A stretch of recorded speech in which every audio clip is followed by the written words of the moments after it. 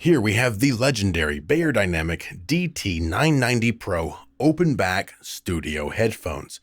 Now, being open back, these are really meant for mixing and mastering and not tracking. So, not for singing, not for a podcaster, etc., etc. Though you could use them to track things that don't require a live microphone, like a guitar plugged directly into your audio interface and using an amp plugin. And the reason is, being open back, these things can actually get pretty loud, and it will definitely feed back into your microphone. Here's a comparison between the open back DT990 Pros and the closed back Audio-Technica ATH M50X. Now, keep in mind, the DT990 Pros are 250 ohm, while the M50s are just 38 ohm, okay? So that's why I have to turn the volume dial much higher on the DT990s just to get close to the same listening level.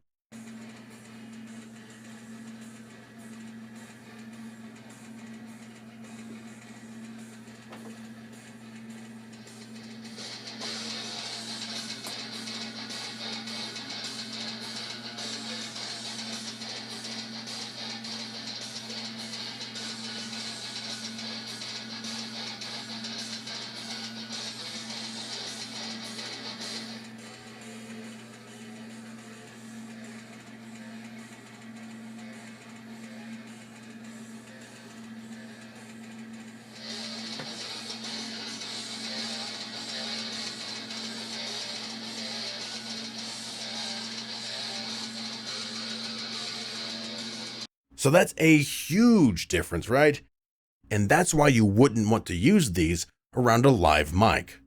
Now, back to the box. Read that if you want.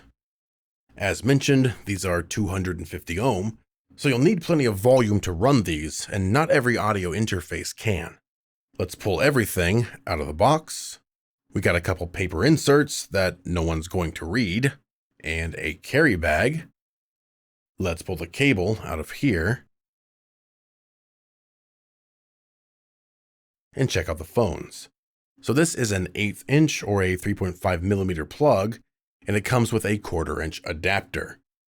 They have a straight cable, but unfortunately, this cable is not removable. So make sure you keep these away from small children and from pets that like to chew on everything, because this cable is pretty thin, and a few good chomps and you'll be throwing these in the garbage. I much prefer a removable cable, which you can get with the Pro X line, or the 1770 closed back, or the 1990 open back. Of course, they're also much more expensive. The headband is a light metal frame that is adjustable. The ear cups are pretty wide and round, with a thick padding that is covered in a soft velour, and these are very comfortable to wear. The smooth fabric, combined with the overall light weight of the headphones, it really makes you forget that you're even wearing these after about 15 minutes. The wires running to each earphone are exposed, and I don't really like this design because it's just too easy to catch your hand on it or accidentally catch it on anything, really. I wish they could hide these in the frame like most other headphones.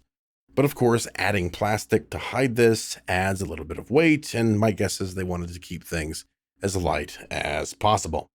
The ear cups do tilt a bit for comfort, but they don't rotate all the way around or flip up, like DJ style phones do. Again, these are open back phones, so that means less pressure and more position. There's less isolation and more interaction, and there's less abstract and more air. It's a very natural sound. It feels more open and alive and dynamic versus closed back phones.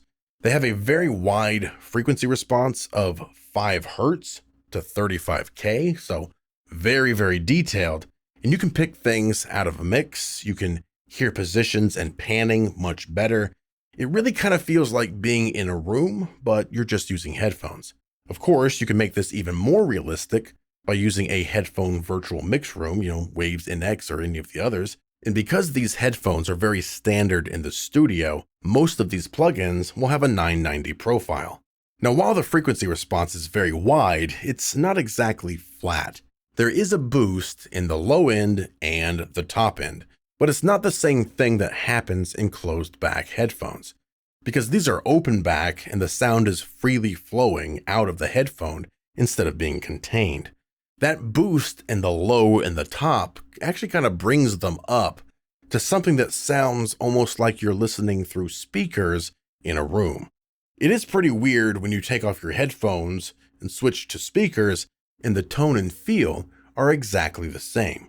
So I would say these sound natural and open with a rich and natural bass that is punchy and accurate, a silky smooth mid-range with a lot of detail, all the way through the top end, which is also articulate without being overly harsh. And there's also the spatial and realism factor. Having air and sound move in and out really makes a huge difference versus closed back headphones. So the DT990 Pros make a great addition to any studio, but you also have to understand that open back headphones aren't ideal in every situation. Not only will sound leak out at a very audible level, but sound also leaks in. So if you're in a noisy environment and trying to concentrate, open back headphones won't give you any isolation whatsoever. But if you're in your home studio and it's relatively quiet, maybe you want to get some mixing done late at night, but you can't use your speakers because you'll wake up the person in the apartment above you, no problem. The DT990 Pros will allow you to work with confidence and the knowledge that your mix will translate to the real world, not only in tone and level, but also spatial. So if you want to add the legendary DT990 Pros to your studio, or even step up to the DT1990 Pros, I'll be sure to have links in the description below.